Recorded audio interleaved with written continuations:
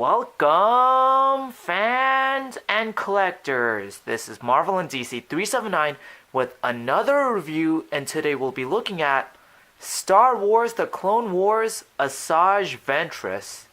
And I remember these figures back in the day. I remember seeing these figures in toy aisles. This takes me back, and these kind of got me into toy collecting as a hobby. And let's take a look at the packaging. I really dig this packaging, especially that it's a clone trooper helmet. If I remember correctly, the Legacy collection had stormtrooper helmet package designs. So on the rangefinder it says ages 4 and up. There's the Star Wars The Clone Wars logo right there. And here's the figure herself, Asajj Ventress, with her accessories. Hilts connect together. Count Dooku hologram. There's her name. Warning, choking hazard, small parts not for children under 3 years old. This is number 15 in the series. And here's the back and a quick bio. Asajj Ventress communicates via a holographic projector to her mentor, Count Dooku, as they twist events against the Jedi. Ventress can wield a lightsaber with devastating skill and precision and is fueled by the power of the dark side and her hatred of the Jedi. So, here's the shot of the figure, and I believe it's the Clone Wars movie, but it could be from the series. I don't remember. And here's the other available figures. Okay, so that's about it for packaging. Now let's get into the figure. And here is Ventress out of packaging. Now, before we begin, this figure does come with a little pamphlet with all the available figures during the time. Oh, I miss these so much. Those were the days. Now, let's get into the figure. And this is Ventress in her earlier design when the series first started, and I absolutely love it. Now, the top of her body does look like it's kind of a purplish blue, and I absolutely love the wrapping detail. From her arms and even her legs, look at that sculpting. The little lines kind of give it the illusion that it's wrapping, which is very nice. And there's more of it on her waist. She does have this belt and skirt, and the front part, the little sash, that is just amazing detail. Here's the figure at the back. Now let's take a look at the head sculpt. This is my favorite part, and this figure is already detailed. You can see the little blue markings around her head, and it continues on the back. And it does have that animated look, which is very apt. Now, for articulation, she does have a ball-jointed head, hinged shoulders. There is no elbow hinge, sadly. There's only a forearm swivel. Swivel torso, swivel hips, single hinge knees, and hinged ankles.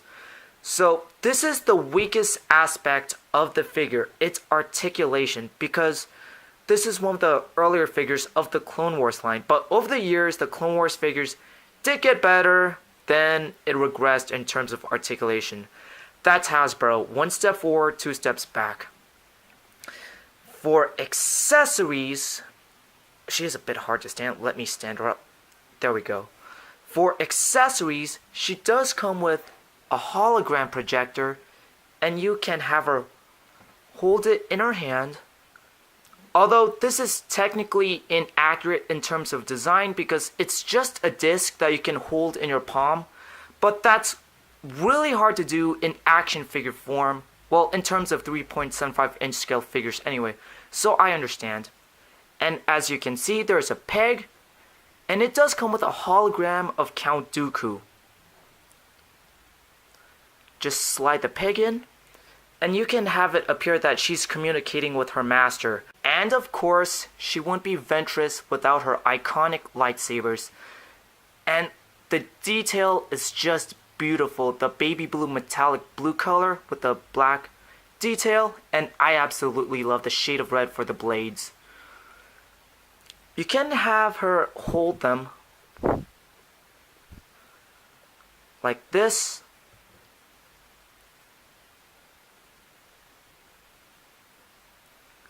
It is a bit oddly proportioned with really big lightsaber hilts with such small hands, but it adds really great display.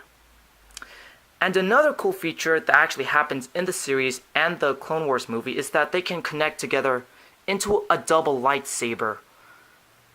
You see the little clips at the end, all you do is clip them together, and there you go. And I absolutely love the curved design. And you can have her hold it. So this would make absolutely interesting displays, and kids would have fun playing with this because there's so much variety. Okay, so that's about it for the figure. Now let's get into size comparison.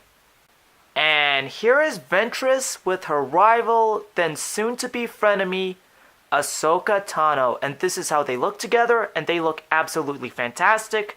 In terms of scale, Ventress is only slightly taller than Ahsoka Tano, but this is Ahsoka during Season 3 and afterwards. If it were Season 1 and 2 Ahsoka, I would imagine her to be shorter.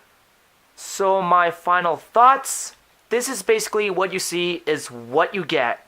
The sculpt is fantastic and is accurate to the show. I do love the detail on her head sculpt, especially the blue markings.